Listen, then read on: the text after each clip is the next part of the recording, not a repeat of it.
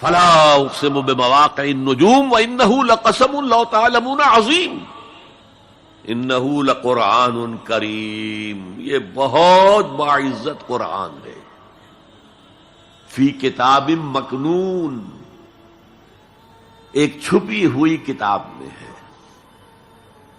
لا یمسہ الا المطہرون، اسے چھو ہی نہیں سکتے مگر انتہائی پاک ہستیاں۔ اس کے کیا معنی ہے؟ پہلی بات تو ہمیں معلوم ہو گئی، مراد فرشتے ہیں، بے ایدی سفرۃ کرام بررہ، اسی کی شرح ہو رہی ہے نا۔ اسی سے ایک فقہی مسئلہ نکالا گیا کہ بغیر وضو کے ہاتھ نہ لگاؤ، لیکن اس کا اصل مفہوم کیا ہے وہ سمجھیے۔ قرآن کی روح تک کوئی نہیں پہنچ سکتا جب تک کہ تزکیہ نفس نہ ہو گیا۔ اگر حب مال، حب دنیا، حب جاہ، حب شہرت، اگر یہ تمام محبت میں دل سے نکل نہ جائیں تو قرآن کی روح تک آپ کی اپروچ نہیں ہوگی۔ مولانا روم نے کہا ہے، اگرچہ ذرا میں سمجھتا ہوں کہ انہوں نے بہت سخت الفاظ استعمال کیے ہیں، ماز قرآن مغزہا برداشتے استخاں پیش سگا انداختے، ہم نے قرآن سے اس کا مغز لے لیا ہے، جو ایسنس ہے وہ کھینچ لیا ہے، ہڈی کا گودا جو ہے وہ ہم نے نکال لیا ہے، ہڈیاں ہم نے پھینک دی ہیں کتوں کے سامنے جو لڑ رہے ہیں۔ علم کلام کا مسئلہ ہے صفات حق حق سے جدا یا عین ذات، قرآن مخلوق ہے یا نہیں ہے، غیر مخلوق، اور بڑے بڑے ہو رہے ہیں اس کے اوپر، یہ کتے لڑ رہے ہیں ان ہڈیوں کے اوپر۔ ہم نے اس میں سے اصل شے نکال لی، وہ کیا ہے؟ اللہ کی محبت، اللہ کی معرفت، یہ ہے اصل شے۔ ماذ قرآن مغزہ برداشتے استخاں پیش سگا انداختے۔ تو جب تک انسان کا باطن پاک نہ ہو جائے وہ قرآن کے چھلکوں سے کھیلتا رہے گا، چاہے وہ کہنے کو مفسر ہو، قرآن کے باطن تک کبھی نہیں پہنچے گا۔ فی کتاب مکنون لا یمسہ الا المطہرون تنزیل من رب العالمین، یہ تھوڑا تھوڑا کر کے اتارا گیا ہے رب العالمین کی طرف سے۔ انزال کے معنی ہے دفعتاً اتار دینا۔ لیلۃ القدر میں آیا انا انزلناہ فی لیلۃ القدر، رمضان کے بارے میں شہر رمضان الذی انزل فیہ القرآن، باب افعال، لیکن حضور پر ایک دم نہیں اترا، تھوڑا تھوڑا تھوڑا تھوڑا 23 برس میں جا کر اس کی تکمیل ہوئی۔ اب دیکھیے جو شکوہ کیا اللہ نے، کیا اس جیسی نعمت سے تم مداہنت کر رہے ہو، بے اعتنائی کر رہے ہو، اسے پڑھتے نہیں ہو، اسے سمجھتے نہیں ہو، اس پر عمل نہیں کرتے، اسے اپنا امام نہیں بناتے؟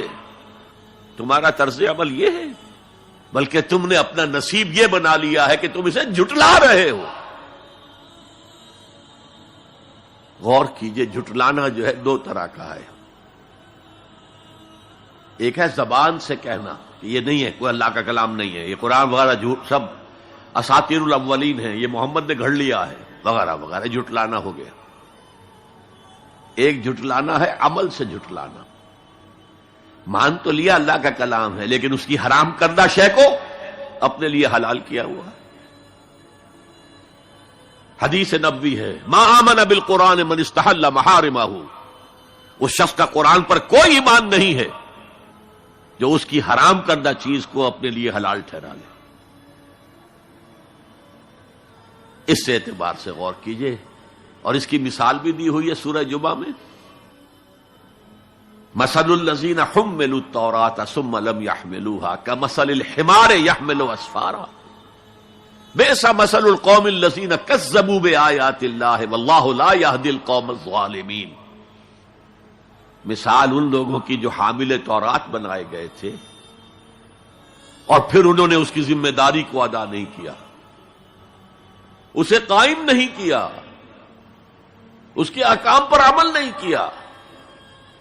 جیسے فرمایا ہے سورہ اعراف میں قل یا اہل الکتاب، کہہ دیجئے اے نبی صلی اللہ علیہ وسلم، اے کتاب والو، لستم علی شیء حتی تقیموا التوراۃ والانجیل وما انزل الیکم من ربکم، تمہاری کوئی حیثیت ہماری نگاہ میں نہیں ہے، تمہارا منہ نہیں ہے کہ ہم سے دعا کرو جب تک کہ تم تورات اور انجیل کو اور جو کچھ نازل کیا گیا تمہاری طرف اسے قائم نہیں کرتے۔ آج اللہ ہماری دعائیں نہیں سنتا، 30 لاکھ جا کر حج کرتے ہیں، دنیا کے حالات میں کوئی ذرہ برابر فرق آتا ہے؟ اول تو حرام کی کمائی سے حج ہو رہا ہے، تو حج ہے ہی نہیں سرے سے، جو کچھ کرتے گئے تھے سودی کاروبار وہی آ کر دوبارہ شروع کر دیا، سرکاری ملازم میں تو جو رشوت پہلے لے رہے تھے اس کے بعد آ کر شروع کر دی۔ یہ کیا ہے؟ یہ تکذیب بالعمل ہے، جھٹلانا ہے۔ تم نے اپنا نصیب یہ بنا لیا ہے کہ تم قرآن کو جھٹلا رہے ہو، جیسے کہ انہوں نے جھٹلایا تھا۔ مثل الذین حملوا التوراۃ ثم لم يحملوها كمثل الحمار يحمل اسفارا، ان کی مثال ان گدھوں کی سی ہے جن پر کتابوں کا بوجھ لاد دیا گیا۔ مکالمات فلاطوں، گٹھڑی باندھ کر گدھے کے اوپر رکھ دیجئے تو کیا وہ واقعی منطقی اور فلسفی بن جائے گا؟ یہ مثال اللہ دے رہا ہے۔ اور یہ مثال کیوں دی گئی ہے؟ اس آئینے میں ہمیں ہماری تصویر دکھائی گئی ہے۔ تم اگر قرآن کا حق ادا نہیں کر رہے تو تمہاری مثال وہی ہے جو یہود کی تھی۔ بئس مثل القوم الذین کذبوا بآیات اللہ، بری مثال ہے اس قوم کی جس نے اللہ کی آیات کو جھٹلایا۔ تو زبان سے تو یہودیوں نے کبھی نہیں جھٹلایا تورات کو، عمل سے جھٹلایا ہے۔